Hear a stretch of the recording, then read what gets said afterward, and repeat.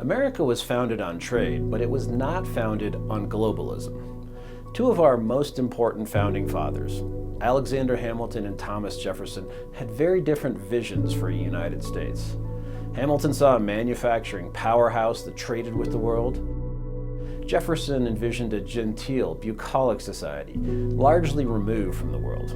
Clearly, Hamilton's vision was the one that was borne out by history. However, the founders agreed on something. They agreed that trade should be conducted primarily to benefit American businesses and citizens. They knew that unfair foreign competition, including foreign government subsidies of industries to undercut American producers, had to be controlled. That is why the very first significant piece of legislation passed by Congress and signed by President George Washington was the Tariff Act of 1789.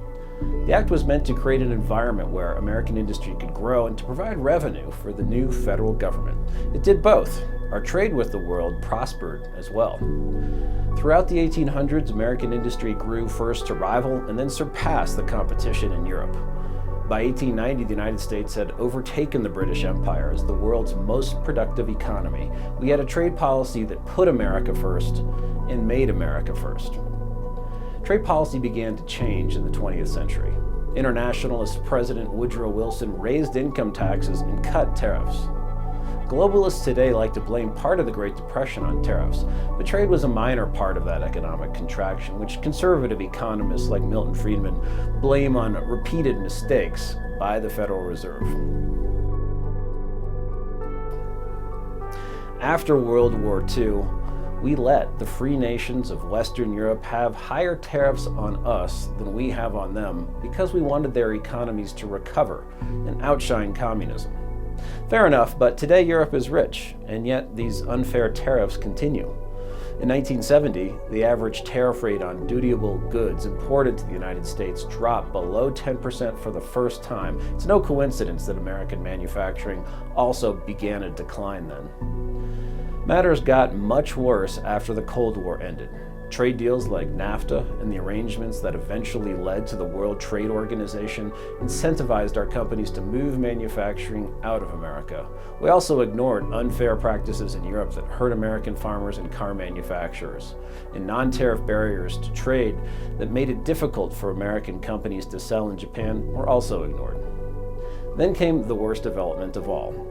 In 2000, Congress gave Communist China permanent most favored nation trading status. Then Senator Joe Biden said in a congressional hearing at the time, quote, "Granting permanent normal trade relations to China is all about opening their markets to U.S. goods and investment from my perspective. And trade concessions are all one way in this deal." He also added that, quote, "Getting China into the World Trade Organization, a rules-based organization, will subject China to multilateral pressures on trade and, over time, enhance their respect for the rule of law, or they will not be in." As he has been so often, Biden was dead wrong. The opposite of what he said is what happened. China did not trade fairly, and the World Trade Organization has been its accomplice, not a reformatory. Our financial elite exported American manufacturing jobs to China, where workers were paid very little. No one cared about intellectual property, and environmental regulations were a joke. American business does not get a fair chance competing to serve China's large domestic population, although that hasn't stopped unpatriotic business leaders, especially in Hollywood and big tech and finance, from trying.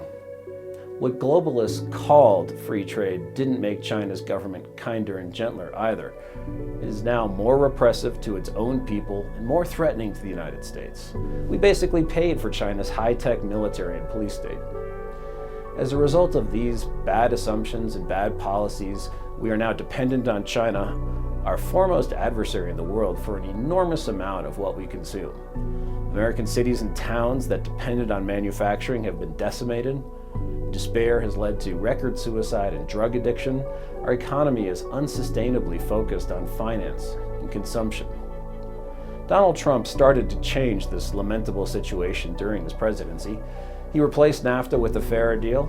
His agreement with China was less successful, and China, of course, failed to comply with the deal. However, Trump put the first significant new tariffs on Chinese imports, which are as high as 25% in some instances.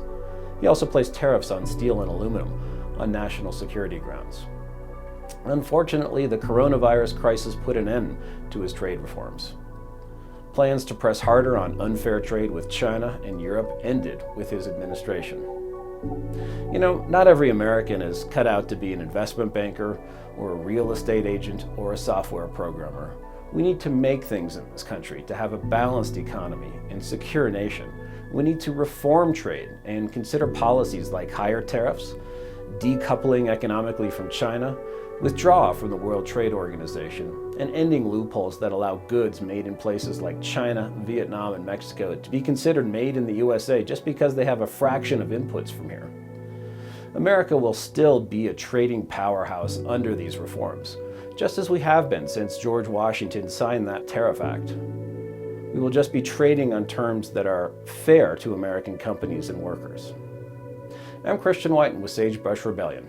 If you like what you just heard, please subscribe to us and consider a gift so we can make and distribute more videos like this. Thank you for watching.